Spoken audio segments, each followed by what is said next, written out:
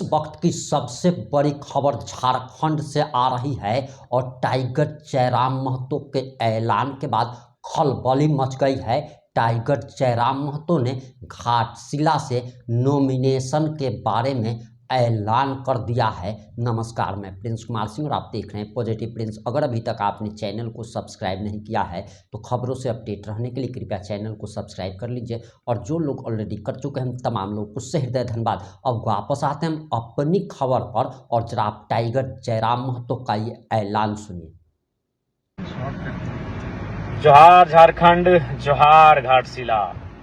21 तारीख यानी कल झारखंड लोकतांत्रिक क्रांतिकारी मोर्चा पार्टी से घाटशिला उपचुनाव के लिए श्री रामदास मुर्मू अपना नामांकन पर्चा दाखिल करने जा रहे हैं। इस अवसर पर मैं जयराम कुमार महतो यानी जेलकेम पार्टी का केंद्र अध्यक्ष विधायक डुमरी कल के कार्यक्रम में उपस्थित रहूंगा।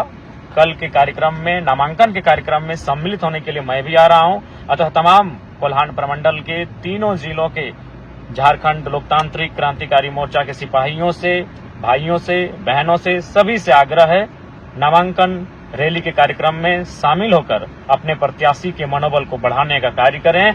धन्यवाद। जोहार। कल घाटशिला अनुमंडल, भूलेंगे नहीं, घाटशिला अनुमंडल में पुत्र मैदान में उतरे हैं। क्या वो सक्षम हैं कि उनकी समस्याओं को लेकर डाउन टू अर्थ जाके लड़ेंगे? जमीन पर बैठकर उनके लिए फाइट करेंगे? कंपनी के गेट पर धरना देकर उनके लिए लड़ेंगे, आवाज बुलंद करेंगे? संभव ही नहीं है। तो घाटशिला में अगर आदिवासी समाज की आबादी ज्यादा है तो समस्याएं भी उनकी ज्यादा है, और उन समस्याओं के निदान के लिए उन्हें एक ऐसा नेत्र घाटशिला के घाट पर दोनों राजपुत्रों को पानी पिला देना। नमस्कार। घाटशिला विधानसभा उपचुनाव का कल नॉमिनेशन है। ऐसे में टाइगर जयराम महतो ने अपने प्रत्याशी, पिछले बार के प्रत्याशी को ही बना दिया है। बीजेपी के पास एक तरफ 3 पूर्व मुख्यमंत्री है और जेएमएम का पूरा सरकारी तंत्र लगा हुआ है उपचुनाव को जीतने के लिए। ऐसे में नया नवेला पार्टी जो है घाटशिला उपचुनाव में कैसे परफॉर्म करेगी, उन पे बात करेंगे। एक तरफ 3 मुख्यमंत्री है, एक तरफ पूरा सरकारी तंत्र है, उस बीच में टाइगर जयराम महतो अकेला विधायक कैसे फाइट करेंगे?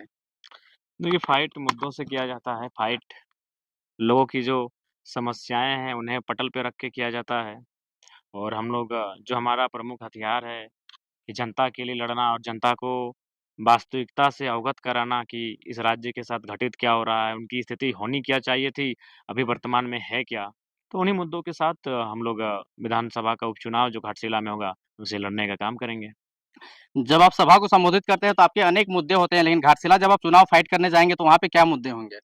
ये घाटशिला में भी बहुत सारे मुद्दे होंगे, जो घाटशिला के लोकल इशू होंगे, जो उस विधानसभा क्षेत्र के इशू होंगे, झारखंड के मुद्दे होंगे। चूँकि घाटशिला का चुनाव हमारे लिए महज एक चुनाव नहीं है, हमारे लिए दोगुनी ताकत का परिणाम होगा।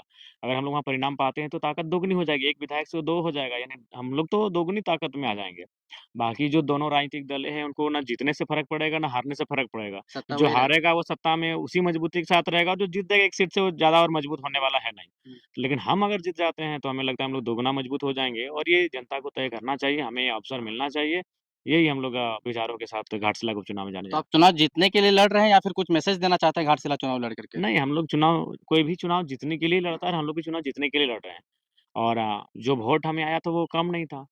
अभी उस टाइम में जब एक तरफ़ा वोटिंग हो रही थी उस क्षेत्र में, तो वहाँ भी हम लोग ठीक-ठाक वोट लेके आए थे। मानते हैं उस समय के प्रदर्शन के हिसाब से थोड़ा ठीक नहीं था, लेकिन उसके बावजूद भी हमें उसे इनक्रीज़ करने में, बढ़ाने में समस्या नहीं होगी। एसटी रिजर्व क्षेत्र है, बार-बार एसटी का मुद्दा उठता है, वैसे क्षेत्र में आप कैसे जाकर के चुनाव लड़िएगा, खास करके एसटी लोगों को कैसे कन्विंस कीजिएगा? देखिए, कन्विंस करेंगे, उनसे बातचीत होगी कि आबादी उनकी है घाटशिला में, तो समस्या भी उनकी होगी।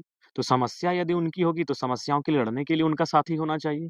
तो जो 2 राजपुत्र मैदान में उतरे हैं, क्या वो सक्षम हैं कि उनकी समस्याओं को लेकर डाउन टू अर्थ जाके लड़ेंगे? जमीन पर बैठकर उनके लिए फाइट करेंगे? कंपनी के गेट पर धरना देकर उनके लिए लड़ेंगे, आवाज बुलंद करेंगे? संभव ही नहीं है। तो घाटशिला में अगर आदिवासी समाज की आबादी ज़्यादा है, तो समस्याएँ भी उनकी ज़्यादा हैं, और उन समस्याओं के निदान के लिए उन्हें एक ऐसा नेतृत्व की आवश्यकता है, जो उनके बीच जाके खड़ा होके आंदोलन करे, उनके बीच जाके खड़ा होके उनकी समस्याओं का समाधान करे, जैसा जयराम महतो कर रहा है। हाफ पैंट में तो कभी गमछी में, तो कभी वो पेड़ के नीचे बैठकर, कभी खुले मैदान के नीचे बैठकर, जहाँ मन हुआ, जहाँ जनता वहीं समस्याओं को निदान करने में लग जाते हैं। लेकिन जिसको आप प्रत्याशी बनाए हैं वो सिंपल एक टीचर है, प्राइवेट कोचिंग चलाते हैं, वहाँ पे पढ़ाते हैं बच्चों को। कैसे मैनेज कर पाएँगे खर्चा? और आप भी कहते हैं कि हमारा पार्टी गरीब है, इकलौते विधायक हैं, देखिए जनता देगी, संसाधन की कमी तो खर्चा खलेगी। खर्चा जन बिल्कुल खलेगी, लेकिन खर्चा जनता देगी, जनता ही उन्हें चुनाव में मदद करेगी। जैसे गिरिडीह लोकसभा में मुझे किया था, डुमरी और बेरमो के विधानसभा चुनाव में मुझे जो जनता ने सहयोग किया था, मुझे डुमरी और बेरमो में जो सहयोग मिला था, उस सहयोग को हम रामगढ़ में मदद किए, उस सहयोग को हम मांडू, टुंडी इत्यादि क्षेत्रों में मदद करने में, जो पड़ोसी क्षेत्र थे, वहाँ हम मदद के तौर पे पहुँचाएँ। हुँ। तो जनता तय करेगी और जनता सहयोग करेगी। पिछले बार के चुनाव में जब हुआ था तो 2 पक्ष ही था, इंडिया था एनडीए था, लेकिन आपके आने से त्रिकोणीय हो जा रहा है मुकाबला। तो त्रिकोणीय में लोग कहते हैं कि 60-70 हज़ार में जीत लगभग तय हो जाएगा। कितना आंकड़ा को इस बार टारगेट किए हैं? क्योंकि आपका पिछले बार का वोटिंग 8,000 आस-पास था। देखिए पिछला बार पिछला था, उस बार वो चुनाव था, उसमें सरकार बनना था। जब हम लोग ये मैसेज देंगे कि जो सरकार है उसको एक सीट से फ़र्क पड़ेगा नहीं और जो विपक्ष में बैठा भारतीय जनता पार्टी के गठबंधन है, उसे एक सीट का बढ़ने से उसको फ़र्क पड़ेगा नहीं, हुँ। तो आप जयराम महतो को दें ताकि जो 1 मिनट का समय विधानसभा के अंदर मिलता है, वो 2 मिनट का मिलेगा और 1 मिनट में जितने मुद्दों को उठाते हैं, 2 मिनट में उससे दोगुने मुद्दों को उठाएँगे हुँ। और जो कोयलांचल के क्षेत्रों में जयराम महतो अड़ के जनता के लिए लड़ता है, वही कोल्हान में रामदास मुर्मू लड़ेंगे, क्योंकि वो संवैधानिक पद पे होंगे, आज भी लड़ रहे हैं। आज हमारे तमाम जो जेएलकेएम के साथी हैं कोल्हान के, तीनों जिला के, वो लगातार फाइट कर रहे हैं। लेकिन एक संवैधानिक पद पर जब आएँगे, तो फाइट को मजबूती मिलेगी। पैसा डोनेट का प्रक्रिया आपका फिर से चल रहा है। हिंदुस्तान ओलंपियाड और किसको-किसको दे कितना-कितना पैसा बाँटे? वो आपका काम है पत्रकार महोदय, आप लोग देखिए, आप निगरानी रखिए, हमने जो वचन दिया उसको निभा रहे हैं कि नहीं, अब देखिए आप, वो आप लोग का काम है। पुत्र मैदान में उतरे हैं, क्या वो सक्षम हैं कि उनकी समस्याओं को लेकर डाउन टू अर्थ जाके लड़ेंगे? ज़मीन पर बैठकर उनके लिए फाइट करेंगे, कंपनी के गेट पर धरना देकर उनके लिए लड़ेंगे, आवाज़ बुलंद करेंगे, संभव ही नहीं है। तो घाटशिला में अगर आदिवासी समाज की आबादी ज़्यादा है, तो समस्याएँ भी उनकी ज़्यादा हैं और उन समस्याओं के निदान के लिए उन्हें एक ऐसा नेत्र घाटशिला के घाट पर दोनों राजपुत्रों को पानी पिला देना। नमस्कार, घाटशिला विधानसभा चुनाव उपचुनाव का कल नॉमिनेशन है। ऐसे में टाइगर जयराम महतो ने अपने प्रत्याशी पिछले बार के प्रत्याशी को ही बना दिया है। बीजेपी के पास एक तरफ 3 पूर्व मुख्यमंत्री है और जेएमएम का पूरा सरकारी तंत्र लगा हुआ है उपचुनाव को जीतने के लिए। ऐसे में नया नवेला पार्टी जो है झारखंड घाटशिला उपचुनाव में कैसे परफॉर्म करेगी उन पे बात करेंगे। एक तरफ 3-3 मुख्यमंत्री है, एक तरफ पूरा सरकारी तंत्र है, उस बीच में टाइगर जयराम महतो अकेला विधायक कैसे फाइट करेंगे? देखिए, फाइट मुद्दों से किया जाता है, फाइट लोगों की जो समस्याएँ हैं, उन्हें पटल पे रख के किया जाता है और हम लोग जो हमारा प्रमुख हथियार है कि जनता के लिए लड़ना और जनता को वास्तविकता से अवगत कराना कि इस राज्य के साथ घटित क्या हो रहा है, उनकी स्थिति होनी क्या चाहिए थी, अभी वर्तमान में है क्या? तो उन्हीं मुद्दों के साथ हम लोग विधानसभा का उपचुनाव जो घाटशिला में होगा, उसे लड़ने का काम करेंगे। जब आप सभा को संबोधित करते हैं तो आपके अनेक मुद्दे होते हैं, लेकिन घाटशिला जब आप चुनाव फाइट करने जाएँगे तो वहाँ पे क्या मुद्दे होंगे?